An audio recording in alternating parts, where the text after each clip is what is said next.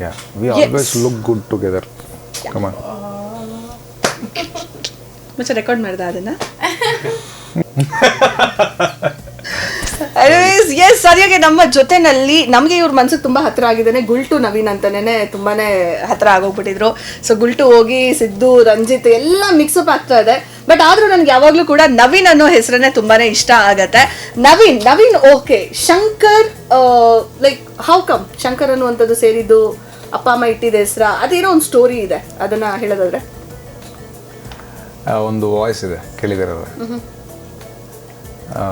ಆ ವಾಯ್ಸಿಗೆ ಒಂದು ತುಂಬಾ ಬರ್ಲಿ ಇಲ್ಲ ಬೇರೆ ಬೇರೆ ಹೇಳಕೊಟ್ಟೆ. ಇದು ಅಪ್ಪ ಹೆಸರಿಟ್ಟಿದ್ದು ನವೀನ್ ಕುಮಾರ್ ಅಂತ ಅನ್ಕೊಂಡೆ. ಬೆಂಗಳೂರಿಗೆ ಬಂದ್ಮೇಲೆ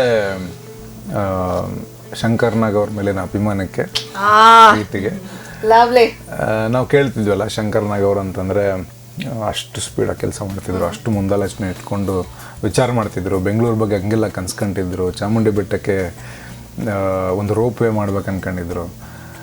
ಆ ಥರದ್ದು ಅಷ್ಟು ಆ್ಯಕ್ಟಿವ್ ಆಗಿರೋ ಮನುಷ್ಯ ಅಲ್ವಾ, ಅಷ್ಟು ಆ್ಯಕ್ಟಿವ್ ಆಗಿದ್ದಂಥ ಒಂದು ಚೇತನ.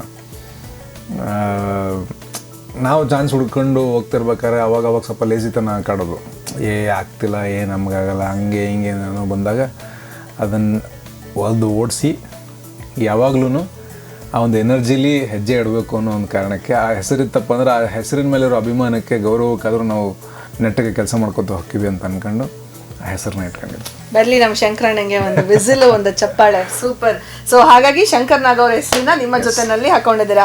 ಸಾಮಾನ್ಯ ನಮ್ಮ ಥಿಯೇಟರ್ ಆರ್ಟಿಸ್ಟ್ ಅಲ್ಲಿ ಇದನ್ನ ಕೇಳಿದೆ ಅಥವಾ ಅಪ್ಪ ಫ್ಯಾಮಿಲಿ ಹೆಸರು ಕೇಳಿದೆ, ಶಂಕರಣ್ಣನ ಹೆಸರನ್ನ ನಿಮ್ಮ ಹೆಸರಲ್ಲಿ ಹಾಕೊಂಡು ಬೆಳೆಸ್ಕೊಂಡು ಹೋಗ್ತಿದ್ದೀರಲ್ಲ, hats off to you. Yes Naveen, ಈಗ ಲೈಕ್ ಏನೋ ನಾಯಕ ನಟ ಅಕಸ್ಮಾತ್ ಆಗ್ಲಿಲ್ಲ ಅಂದಿದ್ರೆ ಯಾವ ಪ್ರೊಫೆಷನ್ ಸೆಲೆಕ್ಟ್ ಮಾಡ್ಕೊಳ್ತಾ ಇದ್ರಿ?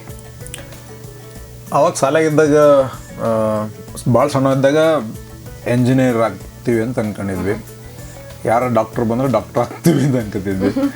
ಏನು ಚಂದ ಅನ್ಸುತ್ತೆ ಅದನ್ನ ತಲೆಗೆ ಬರೋದು. ಬಟ್ ಬಿಫೋರ್ ದಿಸ್ ಅಂದರೆ ಇದನ್ನು ಪ್ರೊಫೆಷನಾಗಿ ತೊಗೋಬೇಕು ಅಂತ ಅಂದ್ಕೊಳ್ಳೋದಕ್ಕಿಂತ ಮುಂಚೆ PSI ಆಗಬೇಕು, ಇಲ್ಲ ಅಂತಂದರೆ ಮಿಲಿಟ್ರಿಗೆ ಹೋಗಬೇಕು, ಇದು ಜಾಸ್ತಿ ಓಡ್ತಿತ್ತಲ್ಲ. ಎರಡು ಸೂಪರ್ ಆಗಿ ಸೂಟ್ ಆಗ್ತಿತ್ತು ಬಿಡಿ ನಿಮ್ಗೆ. ಎಲ್ಲ ಡೈಲಾಗ್ ಅಲ್ಲೇ ವಾಯ್ಸ್ ಬೇಸ್ ವಾಯ್ಸ್ ಅಲ್ಲೇ ಎಲ್ಲರೂ ಸಾಯಿಸ್ಬಿಡ್ತಾ ಇದ್ದಾರೆ.